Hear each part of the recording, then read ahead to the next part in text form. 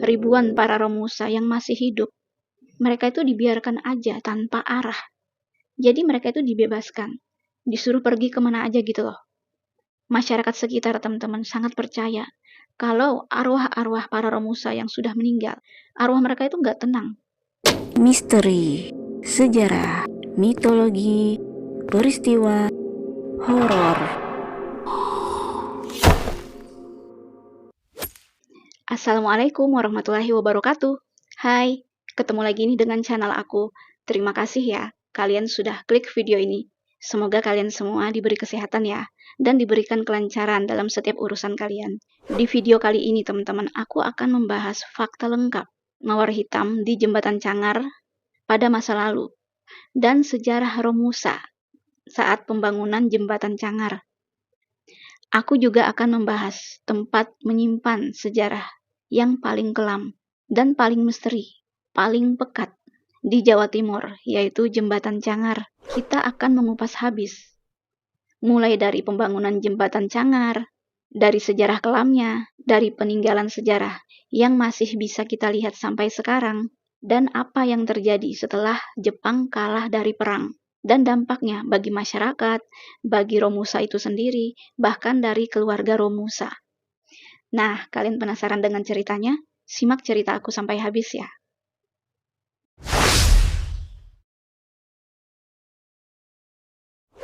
Sejarah pembangunan Jembatan Cangar, teman-teman, terbagi menjadi dua fase. Pertama, pada masa tahun 1942 sampai tahun 1945, Jepang membuka jalur ini, teman-teman, sebagai jalan pintas untuk menghindari rute utama yang sebelumnya dia sudah buat ya, dari rute utama yang paling jauh. Namun teman-teman, pada saat itu Jembatan Cangar ini bukan berupa beton yang seperti kita lihat sekarang, melainkan hanya berupa jalan setapak. Jembatan Cangar pada saat itu sangat sederhana, teman-teman. Hanya terbuat dari kayu dan bambu. Jembatan Cangar pada saat itu pun hanya cukup dilalui oleh pejalan kaki dan gerobak. Tujuannya teman-teman untuk mempercepat mobilisasi pasukan dan logistik Jepang.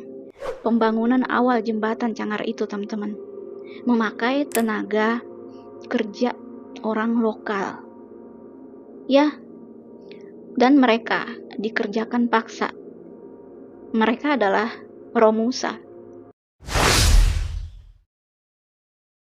Sekitar tahun 1970 sampai tahun 1980, jembatan yang kita lihat sekarang dengan konstruksi beton dan besi yang sangat kuat, yang sangat kokoh, baru dibangun secara permanen pada tahun 1970-an sampai tahun 1980-an. Itu pun sering ada perbaikan. Pembangunan Jembatan Cangar pada masa itu, teman-teman, tujuannya untuk membuka akses jalan raya yang lebih luas dan menghubungkan Kota Batu dengan Kecamatan Mojokerto secara langsung. Pembangunan Jembatan Cangar sekarang, teman-teman, memakai tenaga orang modern pada masa pendudukan Jepang, teman-teman. Wilayah Cangar dijadikan tempat yang strategis. Ya, menjadi lokasi strategis untuk membangun jalur transportasi dan pertahanan militer Jepang. Jepang membuka jalur di tengah hutan Cangar, teman-teman, sebagai jalan pintas untuk menghindari rute utama yang paling jauh melewati Sidoarjo dan membuka akses ke arah pemantauan di Gunung Arjuno. Pembangunan Jembatan Cangar, pembangunan jalan raya, pembangunan gua-gua yang ada di sekitar Jembatan Cangar, semua itu dibangun menggunakan tenaga paksa, yaitu tenaga Romusa. Semua pekerjaan yang dilakukan oleh Romusa dilakukan secara manual total, tanpa bantuan mesin berat atau alat-alat mesin gitu loh, dipakai untuk bekerja. Alat-alat yang dipakai untuk bekerja pun sangat sederhana. Bahkan alat itu sangat terbatas, teman-teman. Para Romusa bekerja menggunakan cangkul, menggunakan linggis, menggunakan sekop, tanah dan batu harus diangkut menggunakan keranjang yang terbuat dari anyaman bambu. Mereka pun membawa batu dan tanah itu dengan cara dipikul di bahu mereka. Kemudian para Romusa ini berjalan kaki berkilo-kilometer jauhnya. Ada juga pekerjaan Romusa memukul batu-batu besar menggunakan palu besi dan pahat. Kadang juga para Romusa memecahkan batu dengan cara menimpa batu kecil itu dengan batu besar agar batu kecil atau batu sedang itu hancur. Itu karena mereka nggak mempunyai alat yang banyak gitu. Jadi hanya orang-orang tertentu aja yang bisa memakai pahat dan palu besi untuk menghancurkan batu. Bahkan karena alat mereka rusak. Batu-batu yang sudah dihancurkan itu disusun rapi, teman-teman. Kegunaannya untuk membuat pondasi jembatan dan jalan. Karena pada zaman itu, jembatan Cangar ini sangat berbukit, bahkan sangat curam. Para Romusa ini harus bekerja di tebing. Ya, yang paling bisa dibilang berbahaya. Tanpa menggunakan safety atau pengaman. Jadi, para Romusa ini mau nggak mau harus beranikan diri.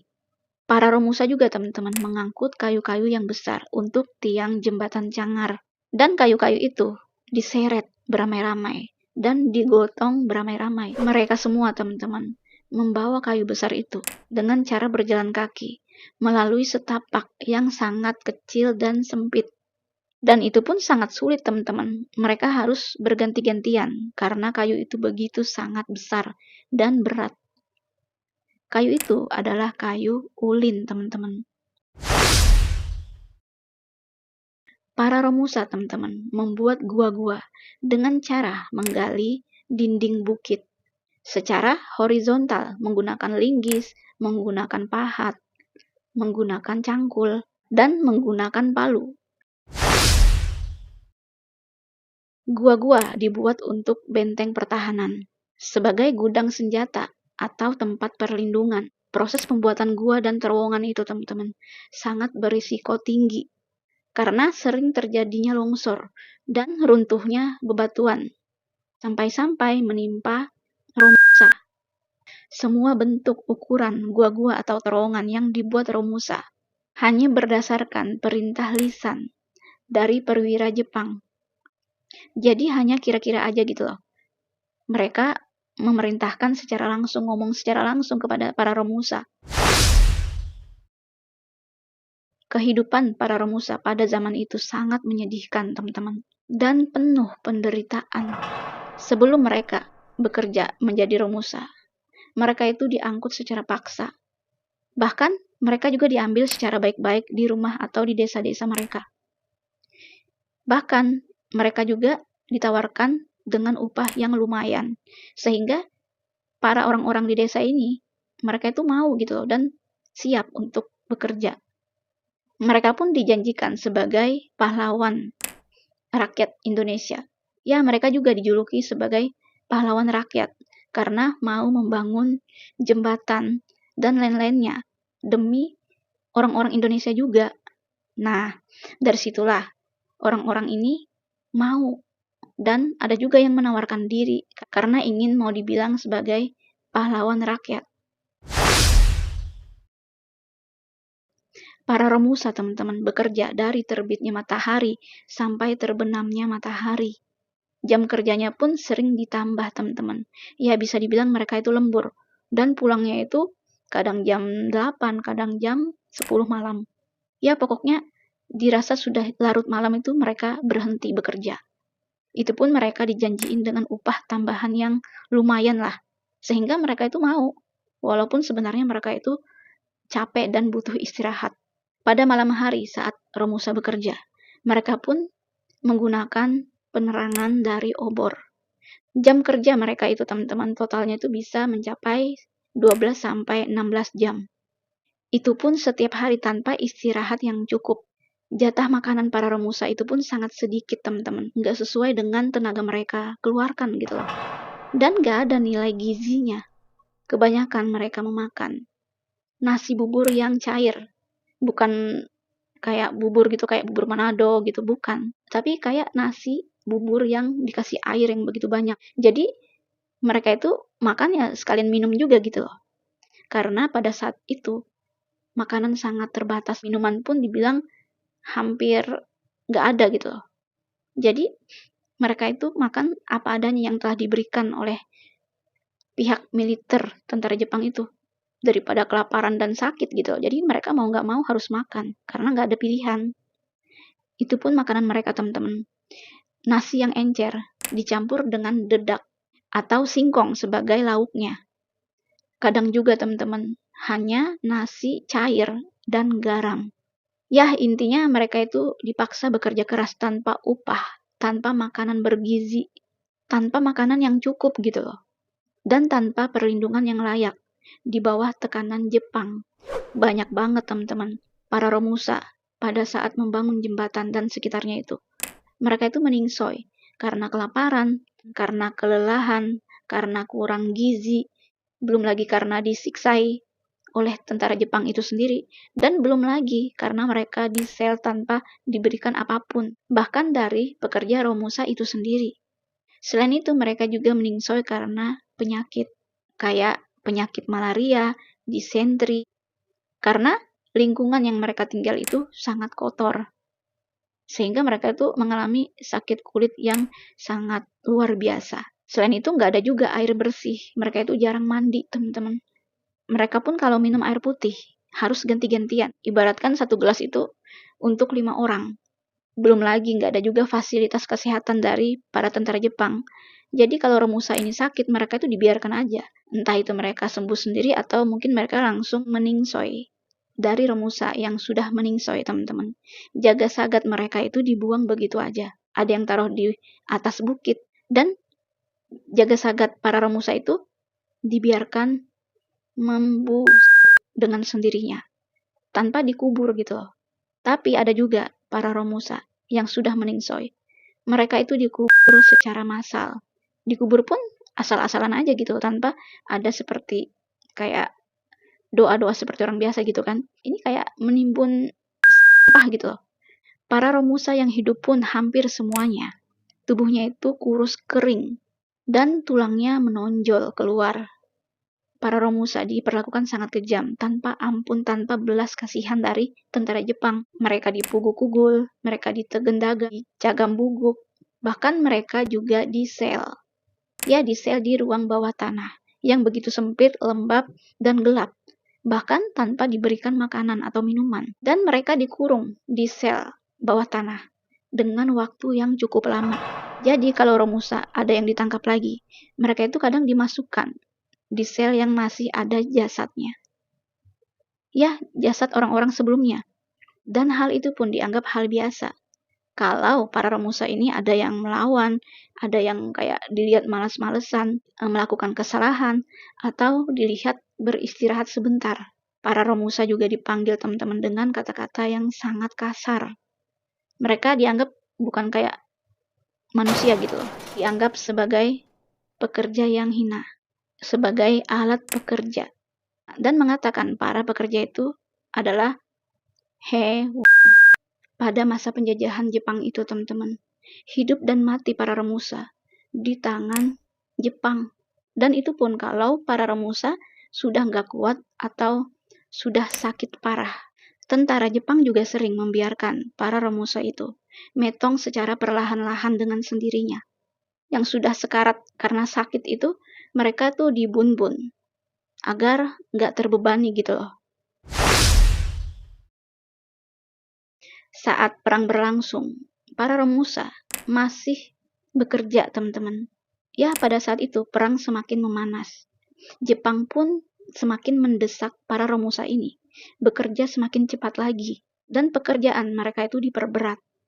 Pada saat itu teman-teman, para Romusa sangat terbebani, sangat menderita. Para Romusa bekerja mati-matian sampai detik-detik terakhir penjajahan. Dan mereka juga merasakan perubahan. Sebelum Jepang resmi kalah, tentara Jepang mulai panik teman-teman. Logistiknya menipis, keadaan mendadak sunyi. Mereka kebingungan, cemas, khawatir, ketakutan. Bahkan mereka kebingungan apa yang harus mereka lakukan gitu loh. Selain itu, mental mereka juga terlihat terganggu. Akhirnya, pada tahun 1945, Jepang kalah perang dan menyerah kepada tentara sekutu yang pada saat itu dipimpin oleh Amerika Serikat. Ya, penyebab utamanya itu karena pihak Amerika menjatuhkan bom atom, yaitu di Hiroshima pada 6 Agustus 1945 dan kota Nagasaki 9 Agustus tahun 1945. Akibat serangan yang sangat dahsyat itu, nggak sanggup lagi mereka melanjutkan perang. Karena otomatis pasti di antara tentara Jepang ini, keluarganya juga banyak di dua kota tersebut. Dan tercatat pada tanggal 19 Agustus tahun 1945, tentara Jepang menyerahkan diri atau kalah tanpa syarat kepada sekutu. Dan secara resmi, mereka menandatangani kapitulasi pada tanggal 2 September tahun 1945. Nah, pada saat Jepang mengaku kalah dan menyerah pada Agustus 1945 itu, pembangunan jembatan Cangar dan jalan-jalan yang telah dibangun di sekitarnya baru selesai dikerjakan, teman-teman. Jembatan Cangar pada saat itu masih sederhana, teman-teman. Dan jembatan itu hanya untuk digunakan oleh pejalan kaki, gerobak, dan kendaraan militer tentara Jepang, paling kecil dan ringan. Dan belum seperti jembatan kokoh yang kita lihat sekarang. Jepang pun akhirnya meninggalkan proyek. Pembangunan yang sudah dibangun itu, teman-teman, dibiarkan begitu aja, dalam keadaan belum rampung. Karena pada saat itu, Jepang beralih fokus untuk bertahan hidup dan menyerah.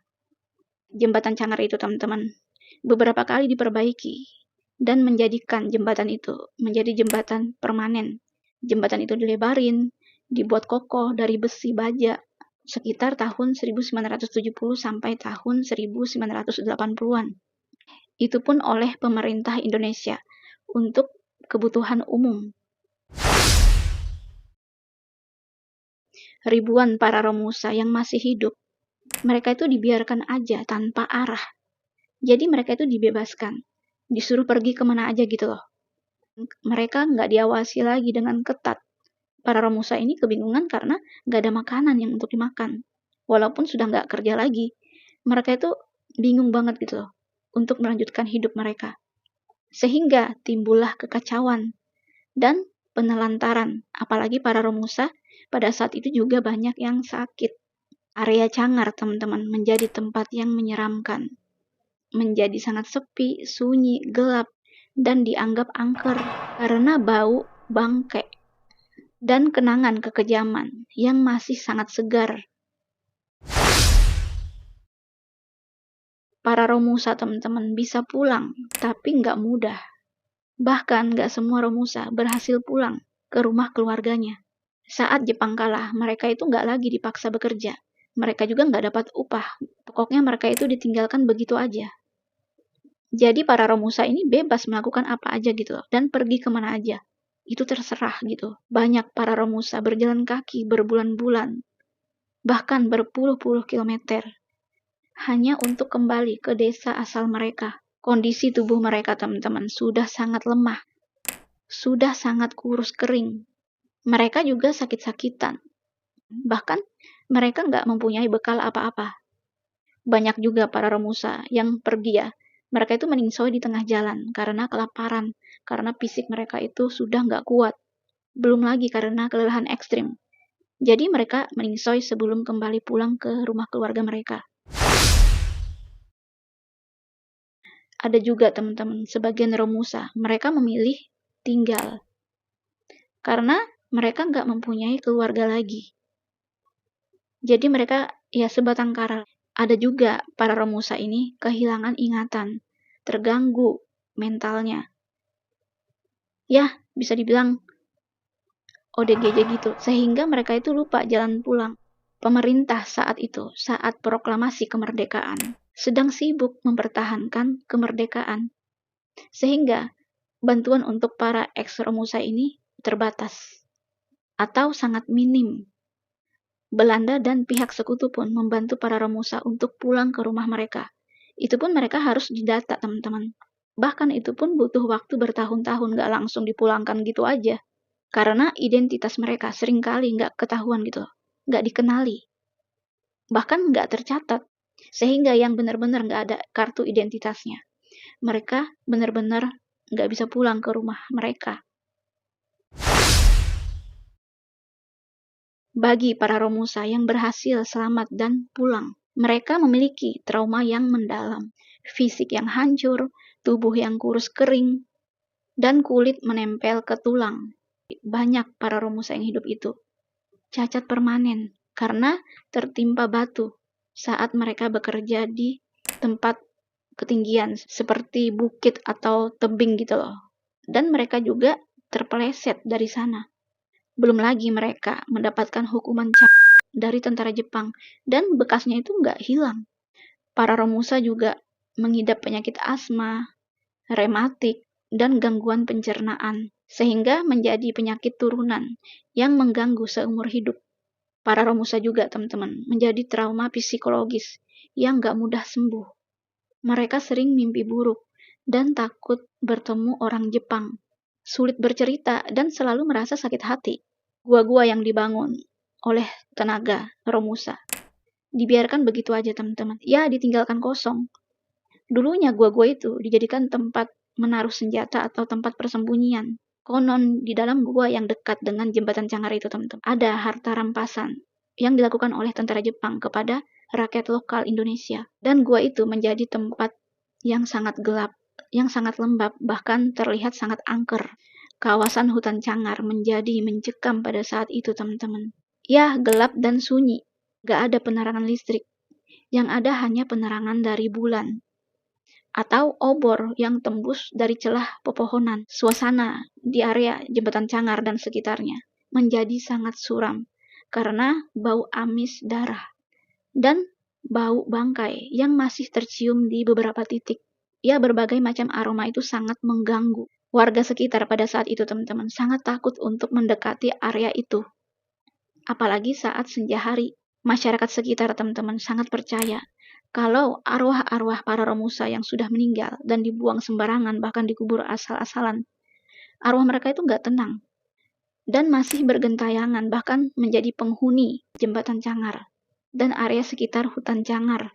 Pada zaman itu, teman-teman, sering banget terlihat penampakan Romusa, bahkan penampakan tentara Jepang. Terlihat bayangan hitam, bayangan orang memakai baju compang-camping. Terlihat sangat kurus, berjalan pelan, teman-teman. Bahkan terlihat seperti orang sempoyongan. Wajah mereka terlihat lesu, sedih, bahkan menundukkan kepala. Dan kalau melihat penampakan itu, badan terasa sangat dingin, bahkan tiba-tiba merinding dengan sendirinya. Auranya pun sangat kuat, teman-teman. Apalagi pada zaman dulu itu sangat sepi. Masyarakat pada masa itu juga mendengar suara rintihan, seperti suara histeris orang teriak minta tolong, orang kayak kesakitan, suara langkah kaki yang kayak menderet gitu, tapi gak terlihat wujudnya. Namun terdengar jelas di telinga. Dipercaya banget, teman-teman, arwah-arwah Romusa masih bergentayangan, dan mereka itu belum pulang gitu loh. Dan masyarakat di sana sangat percaya. Salah satu penunggu jembatan Cangar dan wilayah sekitar Cangar itu adalah Romusa. Bagaimana teman-teman menurut kalian tentang cerita ini? Jika kalian memiliki cerita tambahan, kalian komen di bawah ya. Nah, sampai di sini dulu ceritanya. Sampai jumpa lagi dengan cerita menarik berikutnya. Dadah.